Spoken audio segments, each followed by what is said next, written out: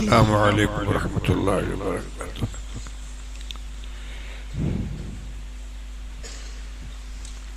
بسم اللہ الرحمن الرحیم۔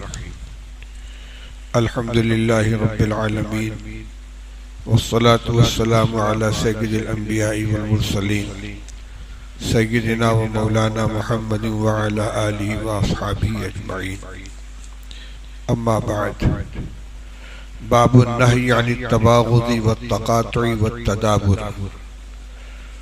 وعن انس رضی اللہ تعالی عنہ ان النبی صلی اللہ علیہ وسلم قال لا تباغضوا ولا تحاسدوا ولا تدابروا ولا تقاطعوا وكونوا عباد الله اخوانا ولا يحل لمسلم ان يهجر اخاه فوق ثلاث متفق علیہ۔ وعن ابي هريرة رضي الله تعالى عنه ان رسول الله صلى الله عليه وسلم قال تفتح ابواب الجنة يوم الاثنين ويوم الخميس فيغفر لكل عبد لا يشرك بالله شيئا الا رجلا كانت بينه وبين اخيه شحناء فيقال انظروا هذين حتى يصطلحا انظروا هذين حتى يصطلحا، رواه مسلم، او کما قال رسول اللہ صلی اللہ علیہ وسلم۔ بزرگان محترم، عزیزوں اور بھائیوں، آج ریاض الصالحین سے ان ابواب کو منتخب کیا گیا ہے جس میں رسول اللہ صلی اللہ علیہ وسلم نے مسلمانوں کے آپس کے تعلقات اور زندگی گزارنے کا کیا طریقہ ہونا چاہیے، حسن معاشرت کو بیان فرمایا ہے، اور جن چیزوں سے منع فرمایا ان کی ان ابواب کے اندر نشاندہی کی گئی ہے۔ چند روایتیں میں آپ کے سامنے پیش کرتا ہوں۔ ابھی جو پہلی دو حدیث پڑھی اس کا عنوان ہے باب النہی عن التباغض والتقاطع والتدابر۔ اس بات کا بیان کہ آپس میں بغض رکھنا، ایک دوسرے سے قطع تعلق کرنا اور ایک دوسرے کو پیٹھ دکھلانا یہ منع ہے، اور اسی مضمون کو حدیث پاک کے اندر بیان کیا گیا ہے۔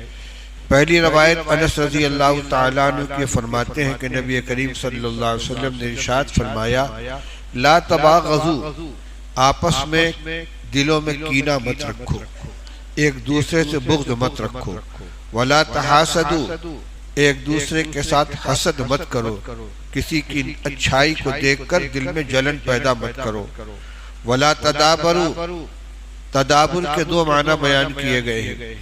ایک پیٹھ پیچھے کسی کی برائی کرنا جس کو غیبت کرنا کہتے ہیں، لا تدابروا کے معنی ایک دوسرے کی غیبت مت کرو، اور لا تدابروا کے معنی یہ بھی ہے کہ ایک دوسرے کو پیٹھ مت دکھاؤ جس کا حاصل ہے آپس میں قطع تعلق کر لینا، اس لیے کہ جن دو لوگوں کے درمیان تعلقات اچھے ہوتے ہیں، جب سامنا ہوتا ہے تو ایک دوسرے سے چہرہ ملاتے ہیں، سلام کلام کرتے ہیں، اور جن لوگوں کے درمیان ناراضگی ہوتی ہے، نا اتفاقی ہوتی ہے، اگر سامنا بھی ہو جائے تو ادھر والا ادھر چہرہ گھما کے چلا جائے گا، ادھر والا ادھر چہرہ گھما کے چلا جائے گا، پیٹھ ایک دوسرے کی طرف ہو جائے گی۔ تو لا تدابروا دونوں اعتبار سے ہے کہ مسلمان آپس میں ایک دوسرے کی غیبت نہ کریں، ایک دوسرے کی پیٹھ نہ دکھائیں، ولا تقاطعوا، آپس میں قطع تعلق مت کرو، چاہے رشتہ داری ہو، چاہے ایک دوسرے سے مسلمان کے ساتھ صرف اسلام کا تعلق ہو، ایک مسلمان کو دوسرے مسلمان سے قطع تعلق نہیں کرنا ہے۔ وَكُونُوا عِبَادَ اللَّهِ إِخْوَانًا، تم لوگ اللہ کے ایسے بندے بن کر رہو جو آپس میں بھائی بھائی ہیں، یا کونوا عباد اللہ اخوانا، اے اللہ کے بندو آپس میں بھائی بھائی بن کر رہو۔ دوسری روایت میں آ رہا ہے کہ جیسے اللہ کا حکم ہے، اس لیے کہ اللہ تعالیٰ نے فرمایا انما المؤمنون اخوة، تمام مسلمان آپس میں بھائی بھائی ہیں، تو تمام مسلمان ایک دوسرے کے بھائی بن کر رہے، اور جو بھائی ہوگا اور دونوں کے درمیان حقیقی اخوت کا تعلق ہوگا، ایک بھائی دوسرے بھائی سے بغض نہیں رکھے گا، حسد نہیں کرے گا، غیبت نہیں کرے گا، قطع تعلق نہیں کرے گا۔ ولا يحل لمسلم ان يهجر اخاه فوق ثلاث، اور کسی مسلمان کے لیے جائز نہیں ہے کہ اپنے بھائی سے 3 دن سے زیادہ قطع تعلق رکھے۔ کسی وجہ سے اختلاف ہو گیا، ناراضگی ہو گئی، تو فطرت کا تقاضا ہے، طبیعت پہ اثر پڑتا ہے، شریعت نے اس کی رعایت کی ہے۔ پہلے دن غصہ ہے، تعلقات منقطع ہو گئے، بول چال بند ہے، دوسرے دن کچھ اور ہلکا ہو جانا چاہیے، 3 دن کے بعد اجازت نہیں ہے قطع تعلق کرنے کی۔ قطع تعلق کا مطلب کیا ہے؟ بول چال بند ہونا۔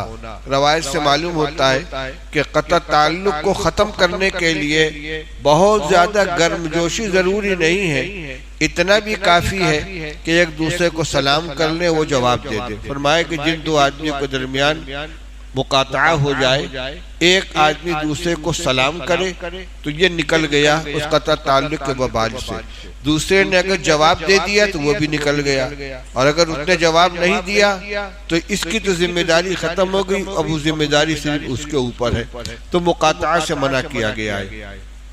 اور اس کا وبال کتنا ہے اس کو سنیے۔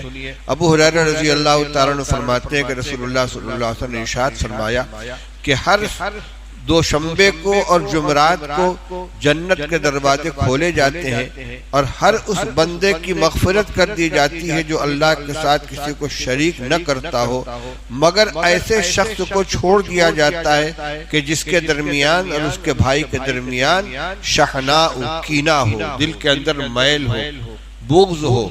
فرمایا جاتا انظروا ھذین حتی یستریحا، ان دونوں کا معاملہ پیچھے ڈال دو جب تک کہ یہ دونوں آپس میں صلح نہ کر لیں۔ 2 مرتبہ انظروا ھذین حتی یستریحا، انظروا ھذین حتی یستریحا، مسلم شریف کی روایت۔ ظاہر بات ہے کہ یہ اعلان اللہ تعالیٰ کی طرف سے ہوتا ہے، فرشتوں سے کہا جاتا ہے یہ دو بھائی جو آپس میں قطع تعلق کیے ہوئے، 2 بھائی کا مطلب رشتہ دار ہونا ضروری نہیں ہے، 2 مسلمان بھائی آپس میں اگر قطع تعلق کیے ہوئے ہیں تو ایسے موقع پر جبکہ مغفرت عامہ کا فیصلہ ہوتا ہے، عام مسلمانوں کی مغفرت کا فیصلہ ہو جاتا ہے، ان کا معاملہ پینڈنگ میں ڈال دیا جاتا، چھوڑو ابھی رہنے دو جب تک کہ یہ آپس میں ایک دوسرے سے تعلقات کو استوار نہ کر لیں۔ اسی میں ایک ٹکڑا آیا لا تحاسدوا، آپس میں ایک دوسرے سے حسد نہ کرو، اس کے متعلق مستقل ایک باب قائم کیا ہے، باب تحریم الحسد، حسد کے حرمت کا بیان۔ بھئی ایک گاڑی ہے UP 65 FU 7384، اس گاڑی کی وجہ سے سارا راستہ بند ہے، جس کی بھی گاڑی کو فوراً اٹھ کر جائے، اس کو وہاں سے ہٹائیں۔ 7384 باب تحریم الحسد، حسد کے حرام ہونے کا بیان۔ وَهُوَ تَمَنِّي زَوَالِ نِعْمَةِ عَنْ صَاحِبِهَا سَوَاءٌ كَانَتْ نِعْمَةَ دِينٍ أَوْ دُنْيًا۔ علامہ نووی حسد کی تعریف کر رہے ہیں۔ حسد کس کو کہتے ہیں؟ اپنے کسی ساتھی کی نعمت کے زائل ہونے کی تمنا کرنا کہ اس کی یہ نعمت چھن جائے، ختم ہو جائے، چاہے اس نعمت کا تعلق دین سے ہو چاہے دنیا سے ہو، دینی نعمت ہو یا دنیاوی نعمت ہو، دنیا کی ترقی ہے، خوشحالی ہے، مال و دولت ہے، اس کو دیکھ کر جل رہا ہے، یا بہت عزت حاصل ہے، بہت نیکی ہے، علم کے اندر ترقی کر رہا ہے، دینی خدمات میں آگے بڑھ رہا ہے، اس کو دیکھ کر جلن ہو رہی ہو، دونوں کے دونوں حسد کے اندر شامل ہے، اور اس سے منع کیا گیا ہے۔ قال اللہ تعالی ام یحسدون الناس علی ما آتاہم اللہ من فضلہ، یہ لوگ لوگوں کے ساتھ حسد کرتے ہیں اس چیز پر جو اللہ تعالیٰ نے ان کو اپنے فضل سے عطا فرمایا ہے۔ دنیا کی کوئی نعمت ہو یا آخرت کی کوئی نعمت ہو، اس کا دینے والا اللہ تعالیٰ ہے۔ حضرت ہمارے مفتی محمود صاحب نور اللہ مرقدو فرماتے تھے، اور یقیناً اوپر سے یہ بات آئی ہوئی ہے کہ حسد کرنے والا حقیقت میں اللہ تعالیٰ پر اعتراض کرتا ہے۔ حسد کرنے والے کو اللہ پر اعتراض ہے کہ یہ چیز اس کو کیوں ملی، مجھ کو ملنی چاہیے تھی۔ اللہ کی تقسیم کے اوپر اعتراض ہو رہا ہے، یہ اس کو نہیں ملنا چاہیے، اس سے چھن جانی چاہیے۔ حسد کی ایک درجہ تو یہ ہے کہ یہ نعمت جو اس کو ملی ہے اس سے چھن کر مجھے مل جائے، اور ایک یہ کہ مجھے ملے نہ ملے اس کی نعمت جلی جانی چاہیے۔ یہ بہت یعنی خبیث قسم کا حسد ہے، دونوں طرح کے حسد سے منع کیا گیا ہے۔ لیکن ایک رشک ہوتا ہے جس کو عربی میں غبطہ کہتے ہیں، اس کو ہٹا دو بھی، گدا جو ہے گرم کر رہا ہے۔ ایک غبطہ ہوتا ہے، غبطہ کے معنی رشک، وہ منع نہیں ہے۔ غبطہ کے معنی کیا ہے؟ فلاں نعمت جو فلاں شخص کو ملی ہے اللہ تعالیٰ مجھے بھی عطا فرما دے۔ اس کی نعمت پر جل نہیں رہا ہے، اس کی نعمت کے زائل ہونے کی تمنا نہیں ہے، بس یہ تمنا ہے کہ یہ نعمت مجھے بھی مل جائے۔ اس کو عربی میں غبطہ کہتے ہیں، اردو میں رشک کہتے ہیں۔ ایسا کرنا جائز ہے، اس کے اندر کوئی حرج کی بات نہیں ہے۔ بلکہ ایک روایت آتی ہے لا حسد الا فی اثنین، قابل رشک دو نعمتیں ہیں۔ ایک وہ شخص جس کو اللہ تعالیٰ نے مال عطا فرمایا اور وہ اس کو تمام نیک کاموں کے اندر خوب خرچ کرتا ہے، تو مال ایک اللہ کی نعمت ہے، اللہ نے مال بھی دیا ہے اور مال کو خرچ کرنے کی توفیق بھی عطا فرمائی ہے، اس کو دل بھی دیا ہے خرچ کرنے والا، ایسا شخص قابل رشک ہے۔ تو مال کی اصل میں تمنا صرف نہیں ہے، بلکہ مال مل کر اس کو خرچ کرنے کی تمنا یہ رشک ہے۔ دوسرے فرمایا کہ وہ شخص جس کو اللہ تعالیٰ نے علم عطا فرمایا اور وہ اس علم سے خوب کام لیتا ہے، فیصلے کرتا ہے، اور ایک روایت میں کہ جس کو اللہ نے قرآن کی دولت سے نوازا اور وہ قرآن پاک کو دن رات پڑھتا اور پڑھاتا ہے۔ تو ایک دنیا کی نعمت ہو گئی مال و دولت جس کو وہ آخرت کے لیے استعمال کرتا ہے، ایک علم دین اور علم قرآن ہے۔ یہ دو نعمتیں ایسی ہیں کہ اس پر رشک کرنا چاہیے۔ اب روایت سنیے، وعن ابی ہریرہ، ایک تو وہی روایت جو ابھی اوپر گزری جس نے فرمایا لا تباغضوا ولا تحاسدوا، آپس میں ایک دوسرے سے بغض مت رکھو، آپس میں ایک دوسرے سے حسد مت کرو، اور مستقل حسد کے مذمت میں یہ روایت ہے۔ وعن ابی ہریرہ رضی اللہ تعالی عنہ ان النبی صلی اللہ علیہ وسلم قال ایاکم والحسد فإن الحسد یأکل الحسنات کما تأکل النار الحطب او کما قال۔ ابو ہریرہ رضی اللہ عنہ فرماتے کہ نبی کریم صلی اللہ علیہ وسلم نے ارشاد فرمایا کہ حسد سے بچو، ایاکم والحسد، بہت زیادہ پرہیز کرو، بہت بچو حسد کرنے سے، کیونکہ حسد نیکیوں کو اس طرح کھا جاتا ہے جس طرح آگ لکڑی کو کھا جاتی ہے۔ آگ جیسے لکڑی کو کھا جاتی ہے، اسی طریقے سے حسد نیکیوں کو کھا جاتا ہے۔ اس کا کوئی نقصان ہو یا نہ ہو جس کے ساتھ حسد کیا جا رہا ہے، لیکن حسد کرنے والے کی نیکیاں اس طریقے سے ختم ہو جاتی ہیں جس طریقے سے آگ لکڑی کو بھسم کر دیتی ہے۔ باب النہی عن التجسس والتسمع لکلام من یکرہ استماعہ، اسی قبیل سے جو ممنوع چیزیں ہیں مسلمانوں کے سلسلے میں ایک روایت یہ بھی دیکھیے، تجسس، ٹوہ میں لگنا، اور ٹوہ میں لگنے کی دو صورت ہوتی ہے، ایک ہے کسی چیز کو ٹٹول کے دیکھنا، اسی گٹری میں کیا ہے، اس کے پیکٹ کے اندر کیا ہے، ایک ہے تحسس، یعنی چپکے سے کسی کی بات کو سننا، چھپ کر کسی چیز کو دیکھنا، دوسروں کے ذریعے جاسوسی کرانا، تو ایک تحسس ہے ایک تجسس ہے، دونوں سے منع کیا گیا ہے۔ وَالتَّسَمُّعُ لِكَلَامِ مَنْ يَكْرَهُ اسْتِمَاعُهُ، کسی شخص کی ایسی گفتگو کو سننا کہ جس کا سننا اس کو پسند نہ ہو، کوئی چپکے باتیں کر رہا ہے، کان لگا کر اس کو سننے کی کوشش کرنا، ان دونوں کی مبانات سے متعلق روایت۔ اللہ تعالیٰ فرماتے ہیں لا تجسسوا، ایک دوسرے کی ٹوہ میں مت رہا کرو، والذین یؤذون المؤمنین والمؤمنات بغیر ما اکتسبوا فقد احتملوا بہتانا واثما مبینا، وہ لوگ کہ جو ایمان والے مردوں اور عورتوں کو بغیر ان کے کسی جرم کے تکلیف پہنچاتے ہیں، وہ انہوں نے بہت بڑا بہتان باندھا اور بہت بڑے گناہ کے مرتکب ہوئے۔ اب روایت سنیے، وعن ابی ہریرہ رضی اللہ تعالی عنہ ان رسول اللہ صلی اللہ علیہ وسلم قال ایاکم والظن فإن الظن اکذب الحدیث، بدگمانی سے بچو، اس سے متعلق مستقل آگے باب آ رہا ہے، اس میں تشریح کریں گے۔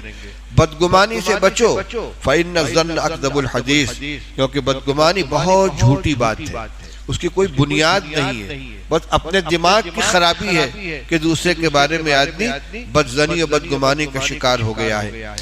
فرمایا ایاکم والظن فإن الظن اکذب الحدیث، بدگمانی سے بچو، بدگمانی بہت جھوٹی چیز ہے۔ ولا تحسسوا ولا تجسسوا، کسی کے ٹوہ میں مت رہو، کسی کی جاسوسی مت کرو۔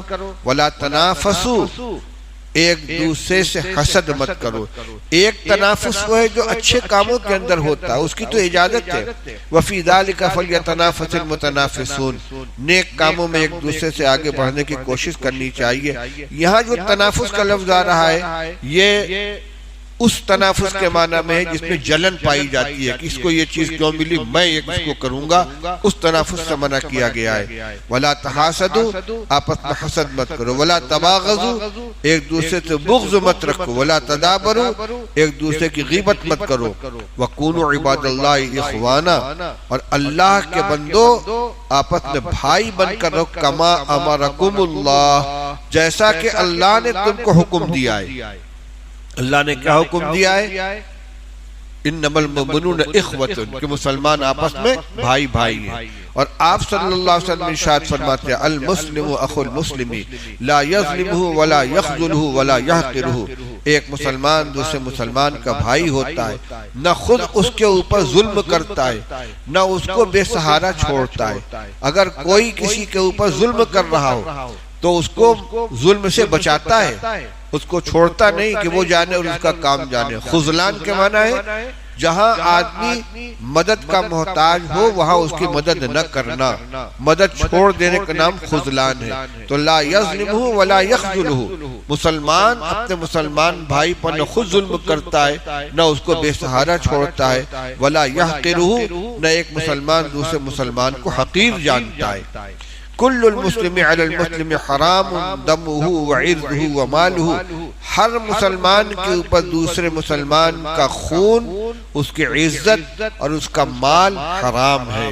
اس کا احترام کرنا ضروری ہے، نہ دوسرے کے مال کو نقصان پہنچانے کی اجازت ہے، نہ اس کی آبرو ریزی کرنے کی اجازت ہے، نہ اس کی جسم کو یا اس کی جان کو نقصان پہنچانے کی اجازت ہے۔ فرمایا ان اللہ لا ينظر الى اجسادکم ولا الى صورکم، اللہ تعالیٰ نہ تمہارے جسموں کو دیکھتے ہیں نہ تمہاری صورتوں کو دیکھتے ہیں، ولیکن ينظر الى قلوبکم واعمالکم، اللہ تعالیٰ تمہارے دلوں کو دیکھتے ہیں، تمہارے اعمال کو دیکھتے ہیں، تمہارے دل میں کیا ہے، تمہارا عمل کیسا ہے۔ وفی روایت لا تحاسدوا ولا تباغضوا ولا تجسسوا ولا تحسسوا ولا تناجشوا، ایک روایت میں اس کے ساتھ یہ بھی لا تناجشوا، ایک دوسرے کو کاروباری نقصان مت پہنچاؤ۔ تناجش نجش سے بنا ہے۔ نجش کی تشریح علماء یہ کرتے ہیں کہ کوئی آدمی کوئی سامان فروخت کر رہا ہے اور کسی کے ساتھ خرید فروخت کا معاملہ ہو رہا ہے، کوئی تیسرا آدمی جا کر دام لگائے یا خریداری کا ارادہ ظاہر کرے، حالانکہ اس کا مقصد خریدنا نہیں ہے، صرف اس کو نقصان پہنچانا ہے۔ مثال کے طور پر ایک شخص ہے جو کوئی سامان فروخت کر رہا ہے، مناسب قیمت مانگ رہا ہے کہ بھئی یہ 1000 روپے کی چیز ہے، خریدار کہتا ہے کہ بھئی اس میں کچھ رعایت کر دیجئے، کچھ کم کر دیجئے۔ اب ایک تیسرا آدمی آتا ہے، ہاں بھئی یہ سامان مجھے دے دو، کتنے کا ہے؟ 1000 کا، تو بہت سستا ہے، اللہ فوراً مجھے دو، میں تو اس کا 1200 دینے کے لیے تیار ہوں، حالانکہ خریدنا مقصود نہیں ہے، یہ خریدنے کی نیت سے نہیں آیا ہے بلکہ ایک خریدار کو نقصان پہنچانے کے لیے آیا۔ اسی طریقے سے نجش کی ایک صورت یہ ہے کہ ایک آدمی سے معاملہ کر رہا ہے، مال دکھا رہا ہے اور دونوں آپس میں گفتگو کر رہے ہیں، کوئی تیسرا آ جائے، اس نے کہا یہ 1000 روپے کا کپڑا ہے، اس نے کہا میں 900 روپیہ دوں گا، تیسرا آ گیا، آگے آئیے میں آپ کو 900 کا دیتا ہوں، منع ہے یہ۔ ان دونوں کا معاملہ جب تک فائنل نہ ہو جائے کسی تیسرے کو دخل کرنے کی اجازت نہیں ہے، وہ 1000 میں خرید لے یا وہ 900 میں دے دے یا وہ واپس چلا جائے۔ اب کوئی تیسرا آدمی کہتا میں 900 میں دے دوں گا تو اس کی اجازت ہے، لیکن جو معاملہ ہو رہا ہے اس میں ٹانگ اڑانا اور اپنے کسی بھائی کو نقصان پہنچانا، اس کو نجش کہتے ہیں، اس سے منع کیا کہ لا تناجشوا۔ میں تو 2 صورتیں بیان کر رہا ہوں، تاجر حضرات اس کے بارے میں خوب سمجھ سکتے ہیں کہ بہت سی اس کی شکلیں ہیں تناجش کی۔ ایک آدمی ایک کپڑا تیار کرواتا ہے، بڑی محنت کرتا ہے، اس کے جتنے مرحلے ہیں، ڈیزائن بنوایا، پتہ کٹوایا، کپڑا تیار کرایا، لاگت دیکھی اور لاگت کے اعتبار سے تھوڑا سا منافع کر کے اس نے اس کو فروخت کر دیا۔ اب دوسرا آدمی اس کی نقل کر لیتا ہے، سارے مرحلے اس سے گزر چکا ہے، آدھی قیمت میں اس کا مال تیار ہو گیا، سستا فروخت کر رہا، یہ دھوکہ ہے۔ کتابوں کی منڈی میں یہ کام ہوتا ہے، ایک آدمی کتابت کرواتا ہے، کتاب چھپواتا ہے، اس کی لاگت آئی مثال کے طور پر ایک کتاب کی 500 روپے، دوسرا آدمی گیا پریس والے سے کہا 1000 میری بھی چھاپ دینا، 1000 میری بھی، نہ کتابت کروانی پڑی، نہ پروف ریڈنگ کروانی پڑی، نہ پلیٹ بنوانی پڑی، صرف کاغذ لگا، چھپائی لگی، اس کے مقابلے میں آدھے سے کم قیمت پہ یہ کتاب آ گئی۔ اب مارکیٹ میں وہ تو اپنی لاگت کے اعتبار سے بیچارہ 500 کی لاگت آئی تو 600 کی بیچ رہا ہے، اس کی 250 کی لاگت آئی 300 میں بیچ رہا ہے، یہ نقصان پہنچانا ہے۔ تناجش کا مختصر سا ترجمہ کیا ہوا؟ کاروباری نقصان پہنچانا۔ یہ ہمارا جو معاشرہ ہے اس میں مختلف قسم کی تجارتیں ہوتی ہیں، جو جس لائن کے اندر بھی ہو یہ یاد رکھنا چاہیے، اس سے مختلف روایتوں کے اندر صراحت کے ساتھ منع کیا گیا ہے، اور یہ بہت بڑا گناہ ہے، بہت بڑا جرم ہے کہ اپنے کسی بھائی کو دانستہ کاروباری نقصان پہنچائے۔ وَلَا تَنَاجَشُوا، وفی روایتیں وَلَا تَقَاطَعُوا وَلَا تَدَابَرُوا وَلَا تَبَاغَضُوا، اور ایک روایت میں کہ قطع تعلق مت کرو، پیٹھ مت دکھاؤ، بغض مت رکھو۔ وعن معاویہ رضی اللہ تعالیٰ عنہ قال سمعت رسول اللہ صلی اللہ علیہ وسلم یقول انک ان اتبعت عورات المسلمین افسدتہم او کدت ان تفسدہم، حدیث صحیح۔ معاویہ رضی اللہ عنہ فرماتے کہ رسول اللہ صلی اللہ علیہ وسلم نے ارشاد فرمایا کہ اگر تم مسلمانوں کے عیب کے پیچھے پڑو گے، تلاش میں رہو گے کوئی کمزوری اس کی مل جائے، کوئی خرابی اس کی ہمارے علم میں آ جائے، کوئی عیب ہمارے علم میں آ جائے، فرمایا تم اس کو خراب کر ڈالو گے۔ ایسا آدمی جب تم اس کے عیوب کو تلاش کر کے دوسروں کے سامنے ذکر کرو گے تو جن چیزوں سے وہ بچنے کی کوشش کرتا تھا اب اس کو کوئی پرواہ نہیں، جب بدنام ہو گئے تو اب کیا کرنا، اب کیا ضرورت ہے مجھ کو پرہیز کرنے کی، تو تم اس کے عیوب کو دوسروں کے سامنے ظاہر کر کے اس کو فاسد اور خراب بنا دو گے۔ او کتا ان تفسدہم، یا اگر مکمل فاسد نہیں بناؤ گے تو فساد کے قریب پہنچا دو گے۔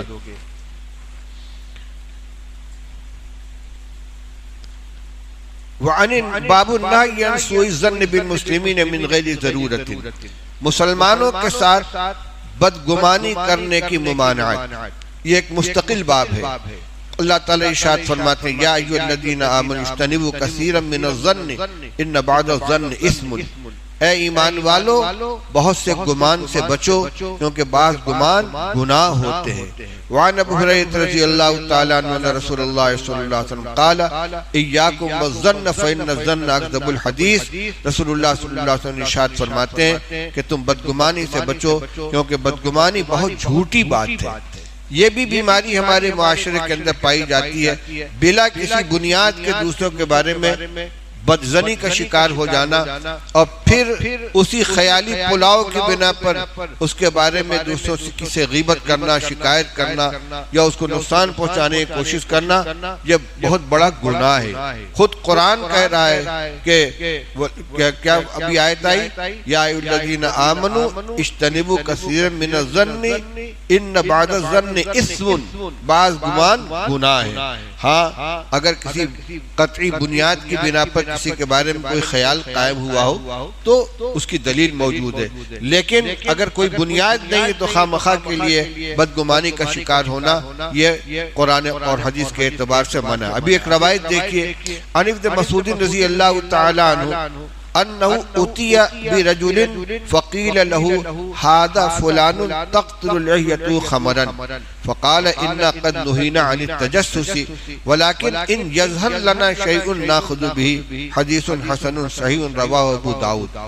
عبداللہ ابن مسعود رضی اللہ تعالیٰ عنہ کی خدمت میں لوگ ایک آدمی کو پکڑ کر لے آئے کہ حضرت اس کی داڑھی سے شراب ٹپک رہی ہے۔ حضرت عبداللہ ابن مسعود رضی اللہ عنہ نے فرمایا ہم کو تجسس کرنے سے منع کیا گیا ہے، تم نے اس کو شراب پیتے ہوئے دیکھا ہے؟ اس کی داڑھی سے شراب ٹپک رہی ہے، یہ تمہارا خیال ہے اور اس کی بنا پر تم اس کے اوپر شراب پینے کا الزام لگا رہے ہو۔ فرمایا کہ ہمیں تجسس کرنے سے منع کیا گیا ہے، لیکن ان یظہر لنا شیء ناخذ بھی، ہاں کوئی چیز کھلم کھلا ہمارے سامنے آ جائے گی تو ہم اس کے اعتبار سے معاملہ کریں گے۔ شراب پینے کا وہ اقرار کر لے یا گواہوں کے ذریعے ثابت ہو جائے تو ہم اس کے اوپر شراب پینے کی سزا جاری کریں گے، لیکن داڑھی سے کوئی چیز ٹپک رہی ہے، ہم سمجھ لیں کہ اس نے شراب پی ہے اور اس کو شرابی قرار دے کر اس کے خلاف کارروائی شروع کر دیں گے، اس سے منع کیا گیا ہے۔ مومن کے اعمال کو اچھے محمل پر محمول کرنا چاہیے۔ اگر کسی کے عمل کے اندر دو پہلو ہے، اچھا بھی ہو سکتا ہے خراب بھی ہو سکتا ہے، تو ایک مومن کے اعمال کو اچھے محمل پر محمول کرنا چاہیے۔ یہ الگ بات ہے کہ خود اپنے آپ کو ایسے مواقع سے بچانا چاہیے کہ جس کی وجہ سے دوسروں کو بدگمانی کا موقع ملے۔ بہت مشہور جملہ ہے اتقوا مواضع التہم، یہ حدیث نہیں ہے، کسی صحابی کا قول ہے، لیکن مضمون صحیح ہے کہ ایسی جگہوں سے بچو جس کی وجہ سے دوسروں کو تہمت لگانے کا موقع ملے، تمہارے بارے میں بدگمانی قائم ہو، اس سے بچنا چاہیے۔ مثال کے طور پر کوئی مال ہے جس کے اندر سامان بھی بکتا ہے اور اس کے اندر سنیما گھر بھی ہے، دیندار آدمی ایسی جگہ سامان خریدنے کے لیے نہ جائے، اس لیے کہ کچھ لوگ سامان خرید کر نکل رہے ہوں گے، کچھ فلم دیکھ کر نکل رہے ہوں گے، اور جب فلم چھوٹی اس وقت ایک بھیڑ آ رہی ہے، بھئی فلاں فلم ختم ہوئی ہے، اور اسی میں مولانا صاحب بھی اپنا تھیلا لیے باہر نکل رہے ہیں۔ اب کسی کو اگر اچھا حضرت بھی تشریف لے جاتے ہیں ماشاءاللہ، حسن مجازی کے ذوق رکھتے ہیں، تو آپ نے بنیاد فراہم کی ہے، کیوں ایسی بھیڑ کے اندر گئے؟ اس لیے خود اپنے آپ کو ایسی جگہ سے بچانا چاہیے جس کی وجہ سے بدگمانی ہوتی ہو، لیکن اگر کوئی بنیاد نہیں ہے تو بغیر بنیاد سے کسی کے بارے میں بدگمانی کرنے کی اجازت نہیں ہے، اچھے محمل پر محمول کرنا چاہیے۔ ہمارے حضرت مفتی محمود صاحب رحمۃ اللہ علیہ سے کسی نے کہا کہ حضرت مصطفیٰ کمال پاشا تو ملحد ہے، اللہ کا انکار کرتا ہے۔ فرمایا میری اس سے ملاقات نہیں ہوئی ہے، میں نے اس کے خیالات نہیں دیکھے۔ کہنے کہ حضرت وہ تو خدا کا منکر ہے، کہ بھئی کہا نا کہ میری اس سے ملاقات نہیں ہوئی ہے۔ کہا وہ اللہ میاں کو مکہ دکھاتا ہے آسمان کی طرف، کہ اللہ کے بندے کس کو مکہ دکھاتا ہے؟ کہ اللہ میاں کو، تم کہتے ہو اللہ کو مانتا نہیں ہے، اللہ کا انکار کرتا ہے، تو مکہ کس کو دکھاتا ہے؟ ایک بہت بڑا غلط کام کر رہا ہے، لیکن اس کے اس عمل کے اندر ایک پہلو نکل آیا کہ وہ کتنا گناہگار ہے، کتنا فاسق و فاجر ہو، عقائد کے اعتبار سے کتنا خراب، لیکن خدا کا منکر نہیں، اس لیے کہ معدوم چیز کو مکہ نہیں دکھایا جاتا۔ اس کا مطلب وہ جانتا ہے کہ اللہ ہے۔ اس کے بعد فرمایا کہ وہ سمجھتا ہے کہ میں اللہ میاں کو کچھ نہیں بگاڑ سکتا، اسی لیے دور سے مکہ دکھاتا ہے۔ اب دیکھیے اگر کسی کے عمل کے اندر ہم اس کے غلط چیز کا اچھا محمل تلاش کر لیں گے تو کوئی گناہ نہیں ہوگا، بشرطے کہ اس کی بنا پر کوئی دوسرا عمل نہ پایا جائے، بس ہمارے خیال تک کی بات ہے۔ لیکن اگر کوئی خرابی اس میں نہیں ہے اور ہم نے اس کے بارے میں گمان پال لیا، بدگمانی کر لیا، تو پھر کیا ہوگا؟ ان بعض الظن اسم، ہم بدگمانی کے گناہ کا شکار ہو جائیں گے، اور ایسا کرنے کی اجازت نہیں ہے۔ وعن ابن مسعود ایک اور ہے، باب تحریم احتقار المسلمین، مسلمانوں کو حقیر جاننے کی ممانعت۔ کسی کے معمولی حیثیت کی وجہ سے، معمولی کپڑا پہنے ہوئے ہے، غریب آدمی ہے، شکل صورت کے اعتبار سے اچھا نہیں ہے، یا جسمانی اعتبار سے کوئی عیب پایا جا رہا ہے، لنگڑا کے چل رہا ہے، کانا ہے، سفید داغ ہے، کسی وجہ سے بھی ظاہری یا عملی یا مالی کسی چیز کی وجہ سے کسی مسلمان کو حقیر جاننے سے منع کیا گیا ہے۔ یا ایھا الذین آمنوا لا یسخر قوم من قوم عسى ان یکونوا خیرا منہم ولا نساء من نساء عسى ان یکن خیرا منہن ولا تلمزوا انفسکم ولا تنابزوا بالالقاب بئس الاسم الفسوق بعد الایمان ومن لم یتب فاولئک هم الظالمون۔ اللہ تعالیٰ فرماتے ہیں اے ایمان والو، یہ سورہ حجرات کی آیت ہے، ترجمہ نکال کے پورے رکوع کو دیکھ لینا چاہیے۔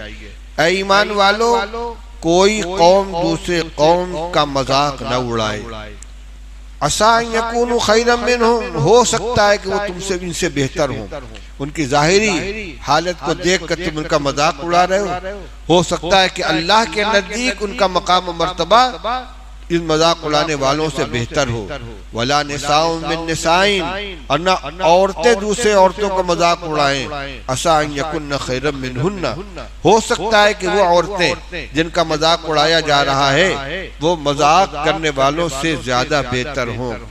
غریب عورت ہے، معمولی سا کپڑا پہن کر شادی میں آ گئی ہے، زیور نہیں ہے، تو اب آپس میں کہنا دیکھ اس کی شکل دیکھ، دیکھ اس کا کپڑا دیکھ، یہ تمسخر ہے، سخریہ ہے۔ فرمایا کہ کوئی عورت کسی دوسری عورت کا مذاق نہ اڑائے، اس کی غربت کی بنا پر، اس کے لباس کی بنا پر، اس کی شکل و صورت کی بنا پر۔ ہو سکتا ہے کہ اللہ کے نزدیک وہ اس سے بہتر ہو، اور جب وہ اللہ کے نزدیک اس سے بہتر ہے اور یہ اس کا مذاق اڑائے گا تو اللہ کا غضب اس کے اوپر نازل ہوگا، اللہ تعالیٰ اس سے ناراض ہوگا۔ یہی حال مرد کے اندر ہوگا۔ فرمایا وَلَا تَلْمِزُوا أَنفُسَكُمْ، اور ایک دوسرے کے اوپر عیب مت لگایا کرو۔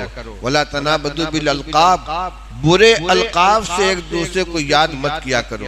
کنوا، لنگڑا اور اینچا، کوئی جسمانی عیب ہو یا کوئی دوسرا عملی عیب ہو، اس عیب کو ذکر کرنا اس کی تحقیر کے طور پر یہ تنابز بالالقاب کے اندر آتا ہے۔ اس سے منع کیا گیا۔ فرمایا بئس الاسم الفسوق بعد الایمان، مومن ہو جانے کے بعد برے لقب سے یاد کرنا یہ بڑی خراب بات ہے۔ بئس الاسم الفسوق، برا نام بہت خراب چیز ہے بعد الایمان، اس کے مومن ہونے کے بعد۔ وہ مسلمان ہے، ایمان کی دولت سے مالا مال ہے، اور تم اس کو برے لقب سے یاد کر رہے ہو۔ وَمَن لَّمْ يَتُبْ فَأُولَٰئِكَ هُمُ الظَّالِمُونَ، اگر کوئی ایسے جرم کا مرتکب ہوا ہے تو اس کو توبہ کر لینا چاہیے، اور جو توبہ نہیں کرے گا تو فرمایا وہی لوگ ظالم ہیں۔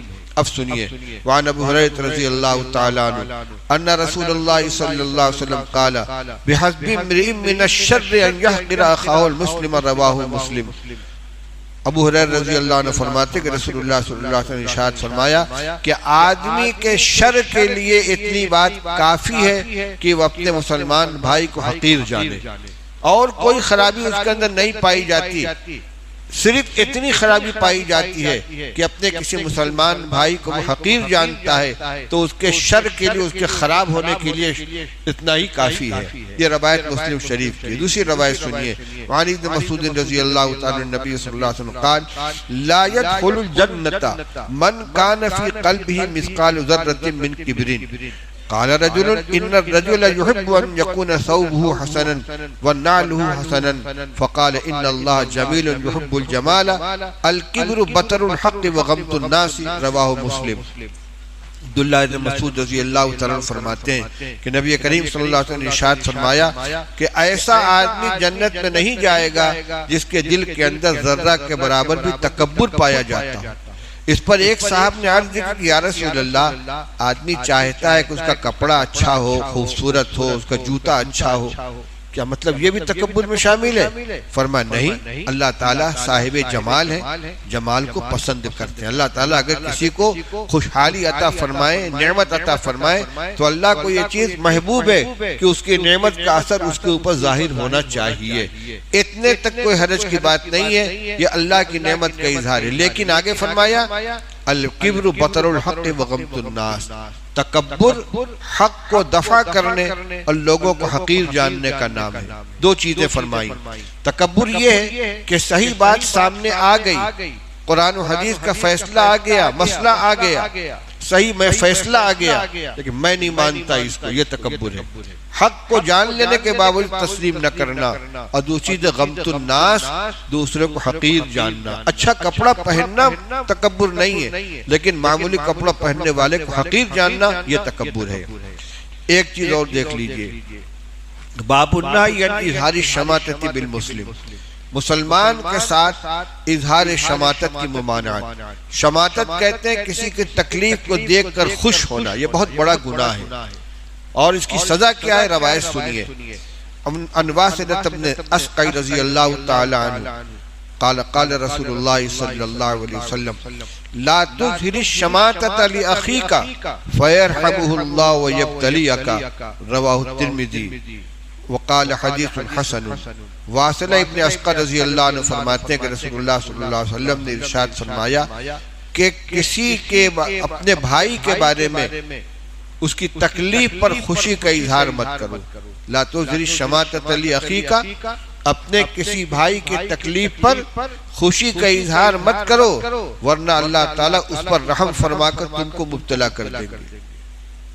یہ قدرت کا فیصلہ ہے۔ اگر ایک آدمی کسی تکلیف میں مبتلا ہے، چوٹ لگ گئی، حادثہ پیش آ گیا، نقصان ہو گیا، بہت اچھا ہوا، بہت اچھا ہوا، بس اللہ تعالیٰ اس کے حال کو تو درست فرما دیں گے اور اس مصیبت میں تم کو مبتلا کر دیں گے۔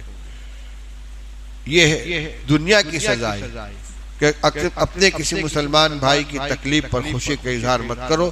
اس کو شماتت اعداء کہتے ہیں۔ فَيَرْحَمُهُ اللَّهُ وَيَبْتَلِيَكَ، اللہ تعالیٰ اس پر رحم يَرْحَمَهُ اللَّهُ وَيَبْتَلِيَكَ، اللہ تعالیٰ اس پر رحم فرما دیں گے اور تم کو مبتلا کر دیں گے۔ ایک روایت یہ ہو گئی، ایک مضمون ذہن میں آیا، روایت سامنے نہیں ہے۔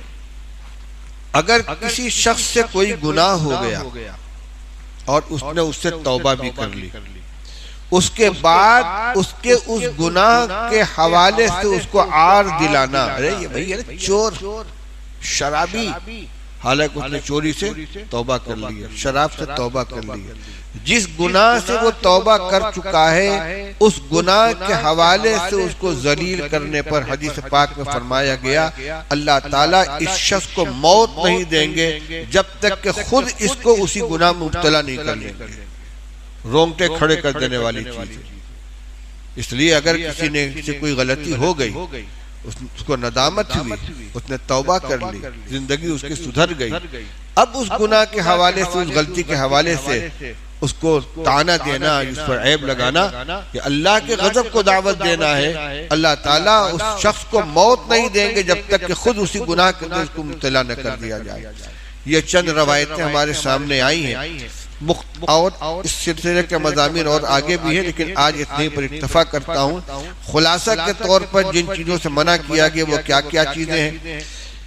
ایک دوسرے کے ساتھ بغض رکھنا، آپس میں قطع تعلق کرنا، ایک دوسرے کی غیبت کرنا، کسی کی اچھی حالت کو دیکھ کر حسد کرنا، کسی کی ٹوہ کے اندر لگے رہنا، کسی کی ایسی بات سننے کی کوشش کرنا جس کو سننا وہ پسند نہ کرے۔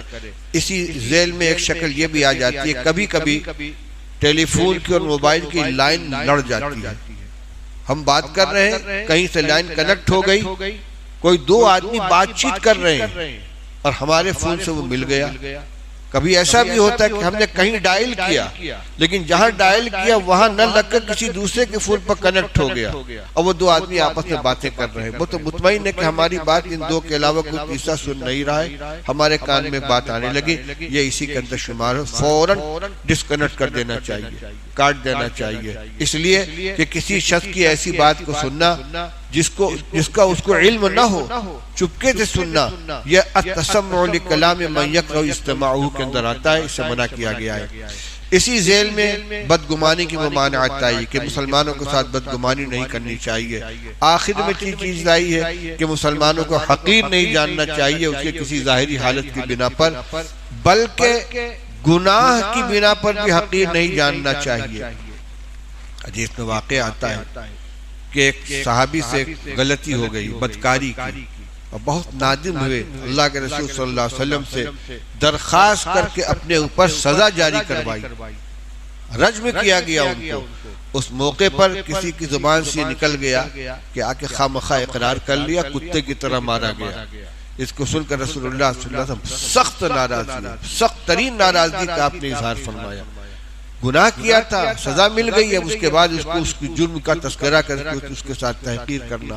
آپ نے فرمایا کہ اس نے ایسی توبہ کی ہے کہ اگر پورے مدینہ والوں کے اوپر تقسیم کر دیا جائے اس توبہ کو تو سب کی مغفرت کے لیے کافی ہو جائے۔ تم اس کے بارے میں عیب لگا رہے ہو، تو مسلمان کے اوپر کو حقیر جاننا، عیب لگانا، اس سے منع کیا گیا ہے۔ اسی طرح شماتت مسلم، یعنی کسی مسلمان کی تکلیف کو دیکھ کر اس کے خوشی پر خوشی کا اظہار کرنا، یہ بھی شماتت کے اندر آتا ہے، اس سے منع کیا گیا ہے۔ اللہ تعالی ہم سب کو ان تعلیمات پر عمل کرنے کی توفیق عطا فرمائے۔ وآخر دعوانا الحمدللہ رب العالمین۔ محمودات بھائی کا انتقال ہو گیا ہے، دعا کی درخواست۔ یہ ہمارے محمد وقار ہیں میرٹھ کے، ان کے محمودات بھائی کا انتقال ہو گیا ہے، اللہ تعالیٰ ان کے مغفرت فرمائے۔ حضرت بعض محدثین کو ہم ایسے ہی ناموں سے جانتے ہیں، اس میں کوئی حرج کی بات نہیں ہے، یہ بات کی تو درس کے اندر بتائی جاتی ہے کہ جن محدثین کے نام کے ساتھ کوئی ایسا لقب لگا ہوا ہے جو بظاہر عیب کے اوپر دلالت کرتا ہے، لیکن ذکر کرنے والے کا مقصد عیب لگانا نہیں ہوتا بلکہ تعارف کرانا ہوتا ہے۔ جیسے امام سلیمان ابن مہران اعمش، اعمش کے معنی چندھرا، لیکن امام اعمش کہا جاتا ہے، نہ کہنے والے کے ذہن میں تحقیر ہوتی ہے نہ سننے والے کے۔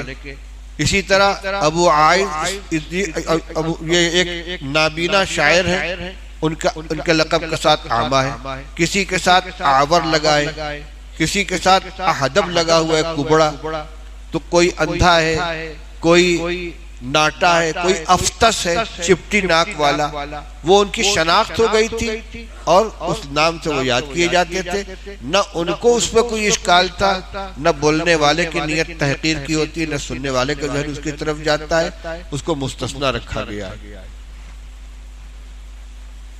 ایک مرتبہ دو محدثین، ایک امام اعمش اور جو چندھرے تھے، اور ایک وہ کون تھے، لنگڑے کون تھے، امام عبد الرحمن ابن ہرمز اعرج، امام عبد الرحمن ابن ہرمز الاعرج لنگڑے، ان کا لقب الاعرج، دونوں کی ملاقات ہوئی تو امام اعرج نے امام اعمش سے کہا چلو فلاں بزرگ کے پاس چلتے ملاقات کرنے کے لیے۔ کہا ٹھیک ہے چلو، لیکن ذرا فاصلے سے چلنا، تم دور رہنا، میں ادھر دور ہوں۔ کیوں؟ کہہ رہے بچے بڑے شریر ہوتے ہیں، جب وہ دیکھیں گے تو کہیں گے دیکھ کیسی جوڑی جا رہی لنگڑے اور اندھے کی، ایک تو عائشہ ہے ایک لنگڑا ہے، دونوں کی جوڑی جا رہی ہے، تو اپنی عزت بچانے کے لیے انہوں نے کہا ذرا فاصلے سے چلنا۔ تو یہ سوال انہوں نے کیا ہے، ٹھیک ہے، جب مقصد تعارف کرانا ہو، عیب لگانا مقصود نہ ہو تو اس میں تنابز بالالقاب کرنا شامل نہیں کیا جاتا۔ دعا کر لو بھائی، اللہم صلی علی